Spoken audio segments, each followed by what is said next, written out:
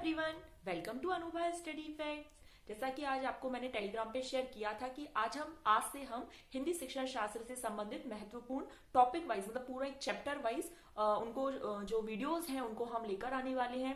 एक वीडियो में मैं आपको टॉपिक बिल्कुल पूरा थ्योरी वाइज डिस्क्राइब करूंगी, फिर नेक्स्ट सेशन में हम उसको एमसीक्यू से सॉल्व करने की कोशिश करेंगे कि अगर कोई पॉइंट रह भी गया होगा तो हम एमसीक्यू के थ्रू उसको पूरा क्लियर कर लें।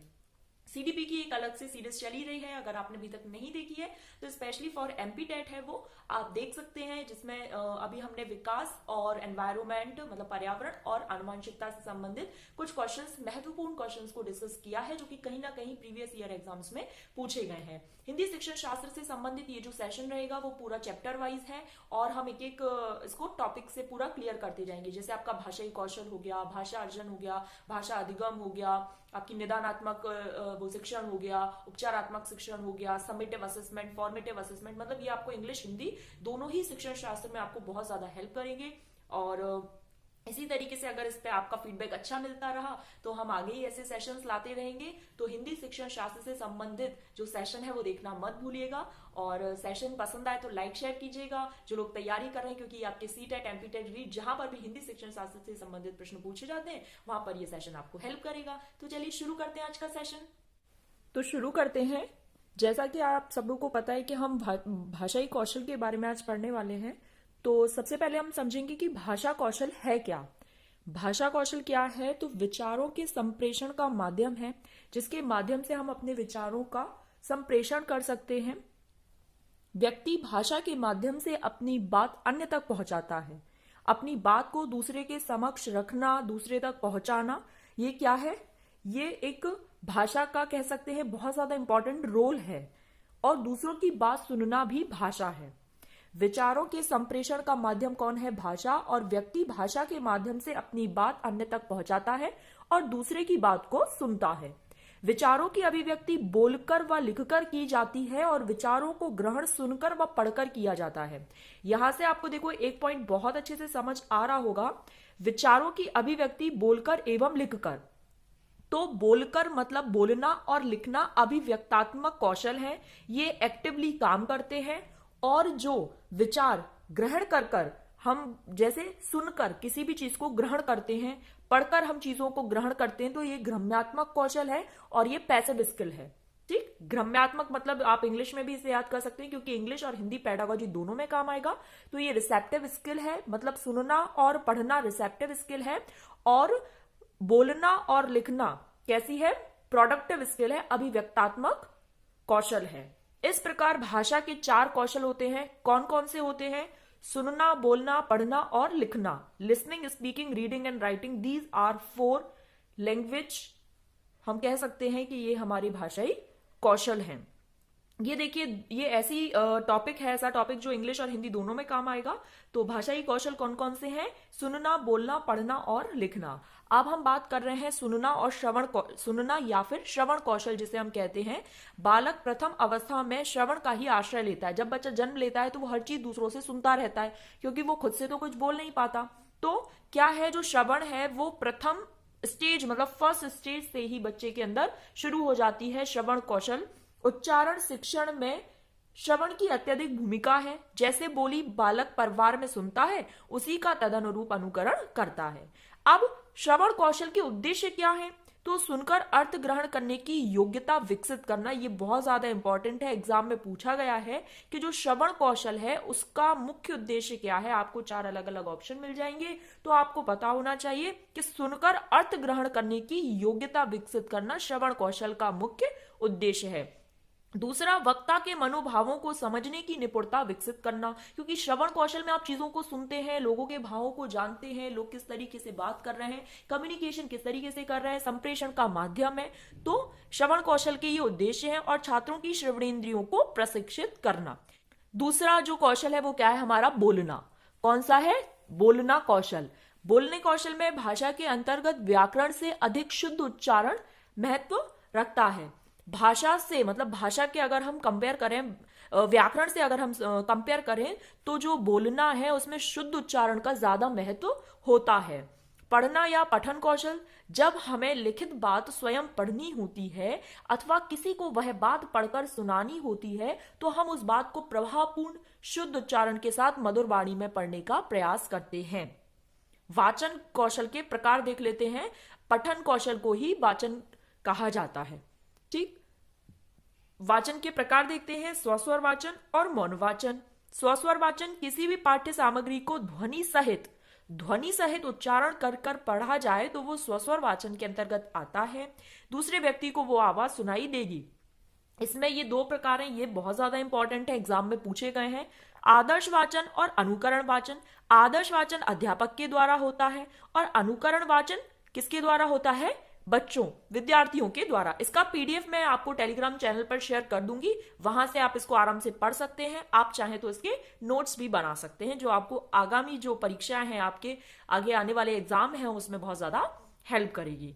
तो आदर्श वाचन किसके द्वारा? अध्यापक के द्वारा होता है। थोड़ा सा इसको समझ लेते हैं। जब अध्यापक किसी पाठ को शुरू करने से पहले पूर्व ज्ञान छात्रों को देकर ध्वनि सहित सर्वप्रथम स्वस्वर वाचन कराता है। जैसे आपने देखा होगा, जब कोई भी नया चैप्टर शुरू होता है तो उससे पहले हम एक भूमिका बनाने लगते हैं। जैसे हम पर्यावरण में आस पास का वातावरण या घर पड़ोस, इस तरीके से जो छोटे छोटे चैप्टर्स हैं 3rd 4th 5th के एनसीईआरटी में, तो वो पहले एक पूरी भूमिका बनाते हैं।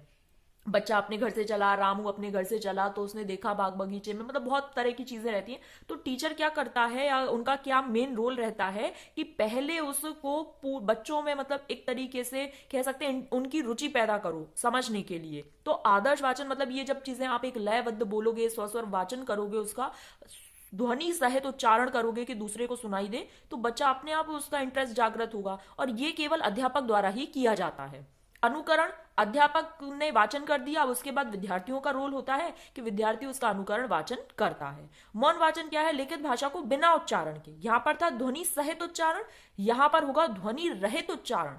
ध्वनि रहित उच्चारण करना, शांति पूर्वक पढ़ना मौन वाचन कहलाता है। अब इस पठन का उद्देश्य क्या है भाई? सस्वर पठन का जो उद्देश्य है वो बच्चों में रुचि पैदा करना, उनकी जो भी हम चैप्टर आगामी चैप्टर पढ़ाने जा रहे हैं उसके बारे में थोड़ा सा इंटरेस्ट पैदा कर कर उस चैप्टर की तरफ रुचि आकर्षित करना कि वो अच्छे से चीजों को समझ सकें। लेकिन मौन पाठन का जो मौन वाचन है या जो मौन पठन है उसका क्या रोल होगा या क्या इंपॉर्टेंस है या क्या उद्देश्य है?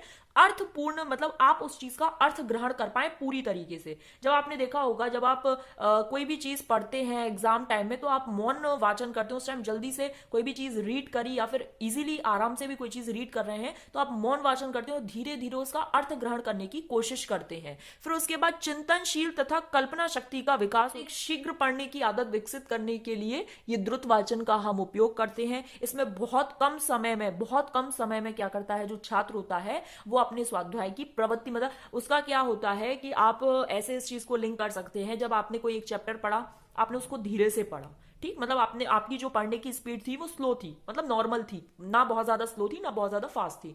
लेकिन जैसे जैसे आपके एग्जाम पास आने वाले होते हैं तो आप द्रुत वाचन करते हो। आप क्या करते हो? चीजों को फास्ट रिवीजन करने के लिए जल्दी बहुत तेज स्पीड में पढ़ लेते हो। तो उसमें द्रुत वाचन का ये उद्देश्य होता है कि फटाफट उसकी आवृत्ति हो जाए, उसका रिवीजन हो जाए और पढ़ने में समय कम लगे।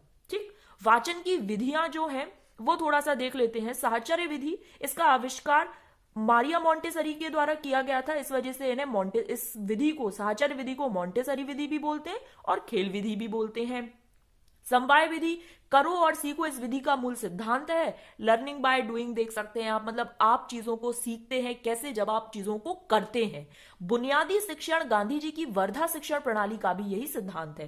थोड़ा सा आप यहां पर समझिएगा, 2 क्वेश्चन यहां से तैयार होते हैं और प्रीवियस ईयर में पूछे गए हैं, क्योंकि एमपी टेट फैक्चुअल चीजों को भी अपने साथ लेकर उसमें ही समाहित रहता है। तो हमें हर तरीके से प्रिपरेशन करनी और हर तरीके से तैयार रहना है कि जो बुनियादी शिक्षण है वो गांधी जी की जो वर्धा शिक्षण प्रणाली है उसका भी यही सिद्धांत है। तो समवाय विधि करो और सीखो वाली पर सिद्धांत पर काम करती है। और गांधी जी के द्वारा कौन सी शिक्षण प्रणाली दी गई? तो वर्धा शिक्षण प्रणाली। ध्यान रखिएगा, बुनियादी शिक्षण और गांधी जी की जो वर्धा शिक्षण प्रणाली है, तो यहां पर क्वेश्चन ऐसे पूछा गया था, वर्धा शिक्षण प्रणाली किसके द्वारा दी गई? तो गांधी जी द्वारा, महात्मा गांधी जी द्वारा।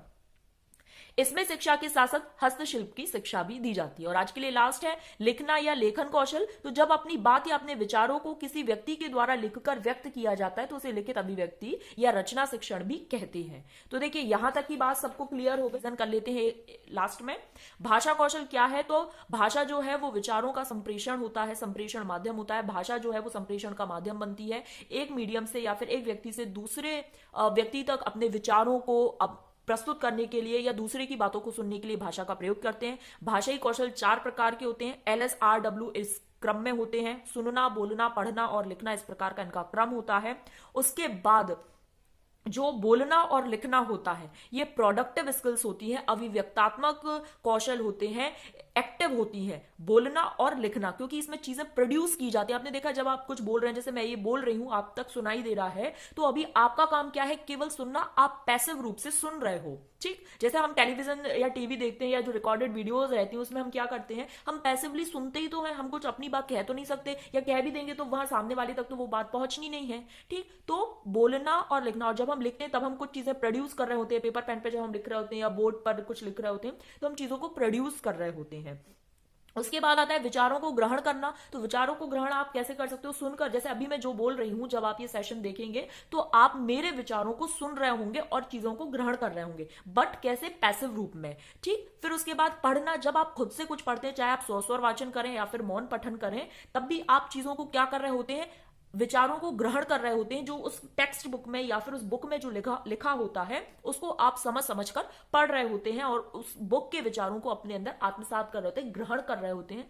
ग्रहण करने के कारण सुनना और सुनना और जो पढ़ना है वो कैसे ग्रह्यात्मक कौशल है और अभिव्यक्तात्मक बोलना और लिखना। ठीक, सुनना, बोलना, पढ़ना, लिखना ये इसी क्रम में होते हैं। सुनना श्रवण कौशल जो है, सुनना श्रवण कौशल जो है वो कैसा है, तो ध्यान रखिएगा, सबसे ज्यादा अगर सुनकर हम किसी चीज का अर्थ निकाल पाते हैं तो ये सबसे अच्छा उद्देश्य होता है और उस उद्देश्य की पूर्ति भी होती है। तो यहां पर हम लोगों ने भाषाई कौशल का विकास किस तरीके से हुआ, कौन कौन से भाषाई कौशल हैं और उनके क्या क्या उद्देश्य हैं, ये हमने आज की इस वीडियो में कवर करे। ये मैंने आपको टेलीग्राम पर शेयर कर दिया था कि आज हम हिंदी शिक्षण से संबंधित कुछ एक टॉपिक करने वाले हैं। चैप्टर वाइज ये सीरीज रहेगी जिसमें सबसे पहला टॉपिक रहेगा भाषाई कौशल, और इसका जो पीडीएफ है वो आपको टेलीग्राम पर मैं शेयर कर दूंगी। तो आप टेलीग्राम से अगर जुड़ना चाहते हैं, वो एक पब्लिक ग्रुप रहता है, वहां पर अगर आप जुड़ना चाहते हैं तो लिंक मैं आपको डिस्क्रिप्शन बॉक्स में दे दूंगी, वहां से आप उसको ज्वाइन कर सकते हैं। चलिए नेक्स्ट टॉपिक में हम नेक्स्ट सेशन में नेक्स्ट टॉपिक के साथ मिलेंगे। Thanks for watching this video.